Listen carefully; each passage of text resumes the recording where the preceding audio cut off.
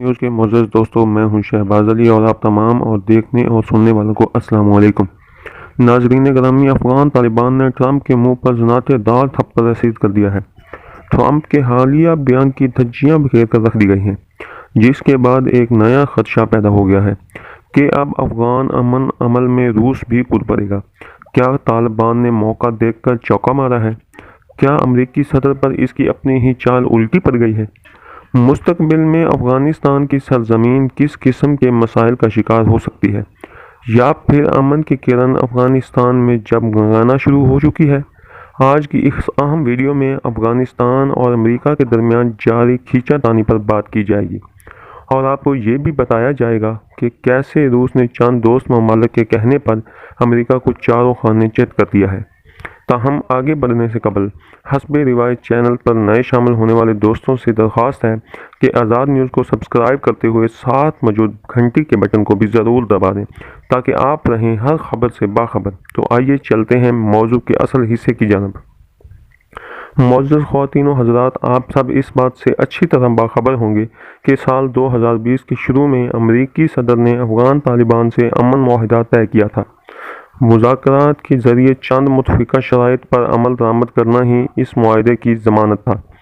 تاہم افغان امن عمل میں رکاوٹیں ڈالنے کے لیے بھارت اور اشرف غنی کی حکومت سرگرم ہو گئی، جس کے بعد طالبان نے روح گردانی کرتے ہوئے چند دن اس معاہدے کی خلاف ورزی کی۔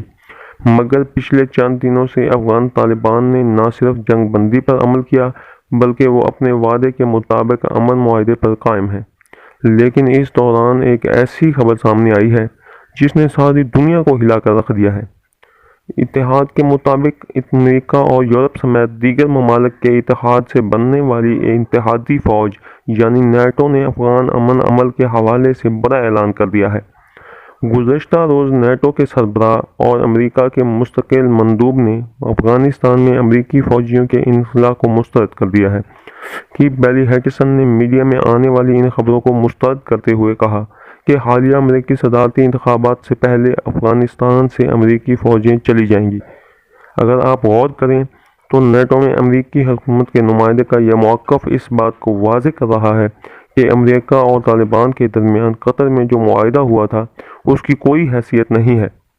پیارے دوستو، امریکہ نے طالبان کے ساتھ معاہدہ کر کے دنیا کو یہ پیغام دیا کہ وہ افغانستان میں امن و سلامتی کے قیام کے لیے طالبان جیسے گروہوں سے مذاکرات کی میز پر بیٹھ سکتا ہے۔ دوسری طرف یہ کہ طالبان کے اندر امریکہ مخالف گروہوں کو بھی گھٹنے ٹیکنے پر مجبور کر دیا ہے۔ امریکہ نے طالبان واشنگٹن معاہدے کو سامنے رکھ کر ڈونلڈ ٹرمپ کے مسل شدہ چہرے کو بھی ابتر بنا دی قرار پیش کرنے میں کامیابی حاصل کر لی ہے، اور اس سے ایک اور بات بھی کھل کے سامنے آ چکی ہے کہ امریکہ افغانستان میں صرف افغان ایشوز کی وجہ سے داخل نہیں ہوا تھا۔ افغانستان کی اسٹریٹجک اہمیت، بالخصوص روس اور چین کی ہمسائیگی، ایسا بنیادی محرک ہے جو افغانستان سے امریکی انخلا کو کبھی ممکن نہیں بنا سکتا۔ امریکہ نے طالبان کے اندر جہاں ایک ہمدرد حلقہ بنا لیا ہے، وہیں داعش کو لانچ کرنے میں بھی امریکہ سب سے آگے ہے۔ افغانستان میں سیاسی مسائل ہوں یا سلامتی کا مسئلہ، ڈرگ مافیا کا مسئلہ ہو یا انرجی کی انتقال کا گیٹ وے، امریکہ کبھی بھی اس ملک کو اپنے حال پر نہیں چھوڑے گا۔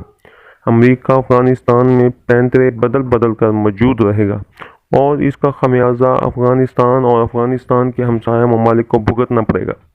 نیٹو میں امریکہ کے مستقل نمائندے نے امریکی فوجوں کے فوری انخلا کو مسترد کرتے ہوئے ایک بار پھر کہہ دیا ہے کہ امریکہ ایسا ہاتھی ہے جس کے دکھانے کے دانت اور ہیں اور کھانے کے دانت اور۔ تاہم عالمی ماہرین حالات کو بدلتا ہوا بھی دیکھ رہے ہیں۔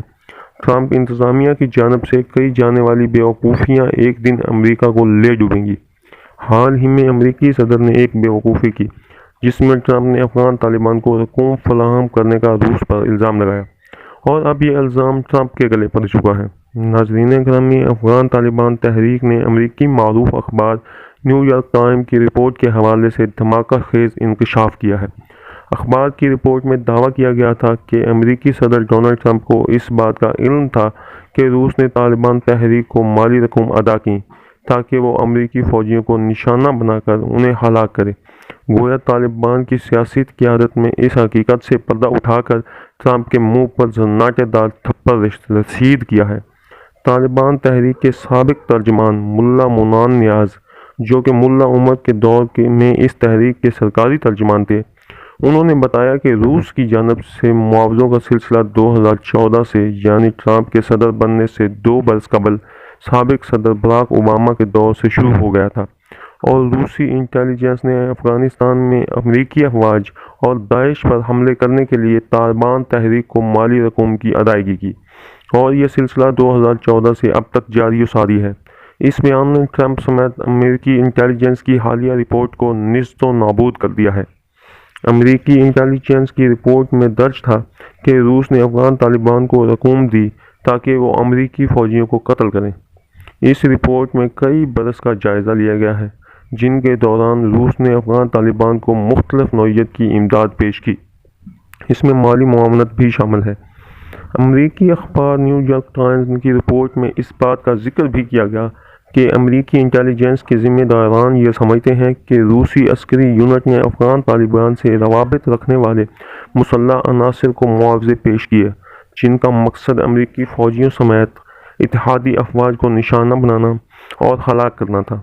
کہا جا رہا ہے کہ اس رپورٹ نے امریکہ کے اندر بھونچال پیدا کر دیا ہے اور ٹرمپ انتظامیہ کافی مشکلات کا شکار ہو چکی ہیں۔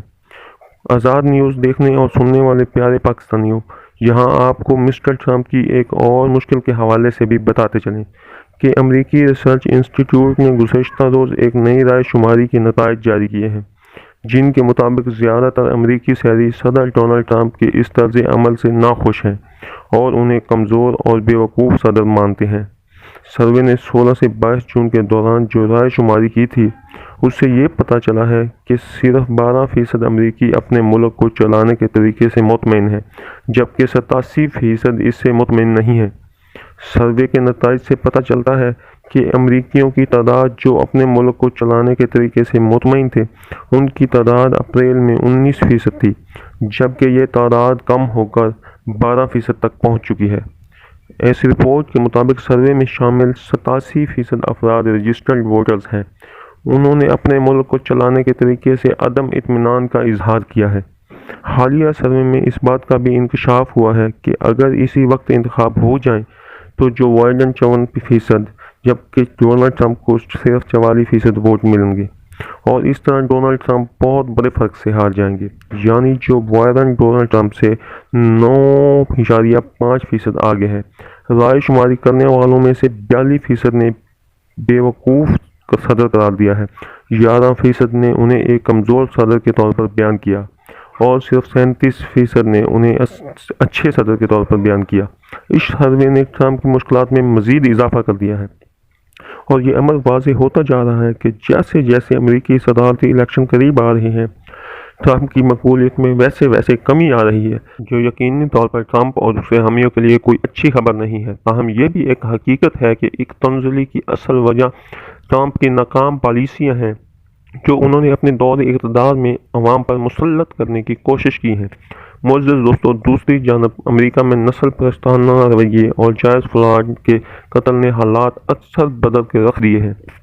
اگر جارج فلوئڈ کیس کو عقل مندی سے ہینڈل کرتے تو یقیناً آج نتائج کچھ اور کرتے، لیکن ٹرمپ نے اس معاملے میں بھی عقل و دانش کا سہارا نہیں لیا، اور نوبت یہاں تک پہنچا دی ہے کہ شاہ فاس انگریزوں کا احتجاج ایک تحریک میں بدل چکا ہے، اور ایسا صرف امریکہ میں نہیں ہو رہا، یہ تحریک امریکہ سے نکل کر پورے یورپ میں پھیل گئی ہے، اور ایسا محسوس ہوتا ہے کہ اس کا دعوے دار پوری دنیا کو اپنے لپیٹ میں لے لے گا۔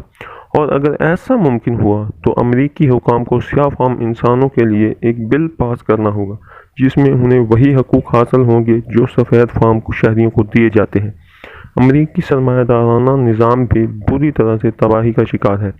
قاتل مرض نے امریکی ہیلتھ سسٹم کی کلائی بھی کھول کر رکھ دی ہے، اور ٹرمپ کی تمام تر ناکام پالیسیوں کا پردہ چاک ہو چکا ہے۔